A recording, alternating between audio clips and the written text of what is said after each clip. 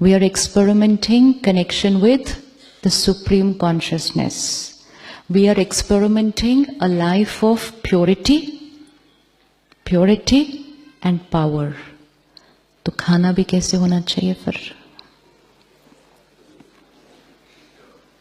जैसा अन्न वैसा मन, जैसा पानी वैसी वाणी.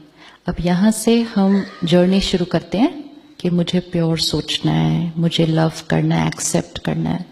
वहां से हम ऐसा भोजन खा लेते हैं जिसमें कौन सी वाइब्रेशन है, कौन सी स्पेसिफिक, कौन सी वाइब्रेशन है.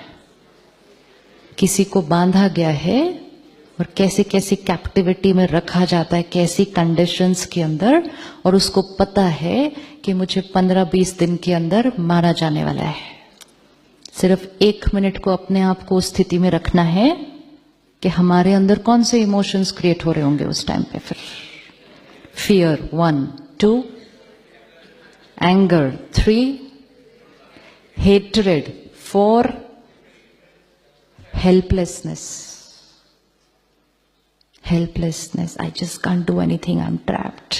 तो यहां से I want to create a pure, powerful thought, and यहां से भोजन कौन सा कंज्यूम किया? Hatred, fear, anger, aggression, helplessness. जैसा अन्न वैसा मन. तो यहां से बैटरी को चार्ज करने की कोशिश की. एक लंच खाया, बैटरी डिस्चार्ज. फिर शाम को मेडिटेशन किया, फिर ऐसे किया, डिनर खाया, फिर बैटरी डिस्चार्ज. तो कितने दिन में पहुंचेंगे therefore A is equal to B पे? कितने दिन में पहुंचेंगे? फिर थोड़े दिन करेंगे और फिर कहेंगे ऐसे ही है, कुछ नहीं है, छोड़ दो. जैसे आपके पास पेशेंट आता है, आप डॉक्टर राइट हैं, आपका इलाज भी राइट है, लेकिन मैं पेशेंट उस इलाज को विधि पूर्वक नहीं करती. तो जब मैं विधि पूर्वक नहीं करती, मुझे रिजल्ट नहीं मिलता, तो मैं उंगली किस पे रख देती हूं? ये डॉक्टर नहीं ठीक था, डॉक्टर बदलो. तो कई बार हम पूछते हैं कि क्या यहां वेजिटेरियन बनना पड़ेगा? बनना कुछ नहीं पड़ता. कोई मजबूरी नहीं, कोई जबरदस्ती नहीं, कोई फोर्स नहीं. राय दी जाती है. सिर्फ राय उन बातों की दी जाती है कि किन किन चीजों से आपकी फ्रीक्वेंसी बढ़ सकती है और किन किन चीजों से आपकी फ्रीक्वेंसी घट सकती है. एक एक्सपेरिमेंट करके देखते हैं घर जाने के बाद. 3 महीने के लिए सिर्फ सात्विक अन्न खाकर देखते हैं. Only for 3 months, only as an experiment. कि is it going to make any difference to my life? Does it make any difference to how I feel emotionally and also actually how I feel physically? We have to do an experiment. जब हमारे घर में कोई death होती है, जब body घर में पड़ी है, तो खाना नहीं बनता है उस घर के अंदर. राइट है बात? एंड आपसे ज्यादा अच्छा किसको पता है कि उस डेड बॉडी के अंदर क्या क्या होता है और क्या उसकी एनर्जीज हैं और क्या उसकी चीजें हैं? हमें तो नॉलेज भी नहीं, वो आपको पता है. तो कुछ तो रीजन होगा कि उस दिन पे घर पे खाना नहीं बनता. रीजन होगा कोई, नहीं खाना बनता है. वाइब्रेशन कौन सी है, एनर्जी कौन सी है? जब वो डेड बॉडी घर से निकल जाती है, फ्यूनरल पे जाते हैं, जलाते हैं, दफनाते हैं, बाहर आते हैं, सबसे पहली चीज क्या करते हैं? हाथ धोते हैं, मुंह धोते हैं. उधर ही क्या धो रहे हैं? क्या धो रहे हैं? घर आते हैं, सबसे पहली चीज क्या करते हैं? पहले नहाते हैं, कपड़े धोने में डालते हैं, घर धोते हैं, फिर किचन खुलता है. अपनी ही फैमिली मेंबर थी, अपनी ही फैमिली की डेड बॉडी का घर में होते हुए किचन में खाना नहीं बनता, और पता नहीं किस किस डेड बॉडी का तो रोज खाना बन रहा है. फ्रिज में क्या क्या रखा हुआ है. शमशान घाट के नजदीक घर नहीं लेते, कहते वास्तु ठीक नहीं है, एनर्जी ठीक नहीं है. और फ्रिज में क्या बना हुआ है? 1 महीना पुराना रेफ्रिजरेटर में पड़ा हुआ है. क्या वास्तु होगा? We need to think. Because if we don't have the right belief system, then when somebody comes to us who is emotionally and physically ill, we are telling them to have food which has negative energy.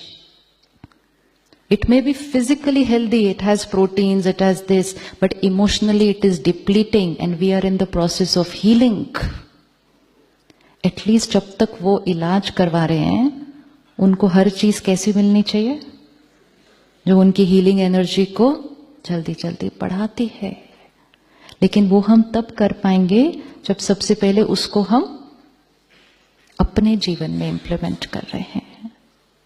कोई भी ऐसा substance, आप में से कई होंगे जिनको कुछ आदतें होंगी जो जब आप यहां आ रहे थे तो आपको बताया गया होगा 3 दिन उस कैंपस में तो अलाउड नहीं है.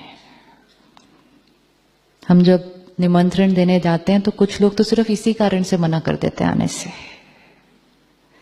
कि हम 3 दिन तो उस चीज के बिना रह ही नहीं सकते.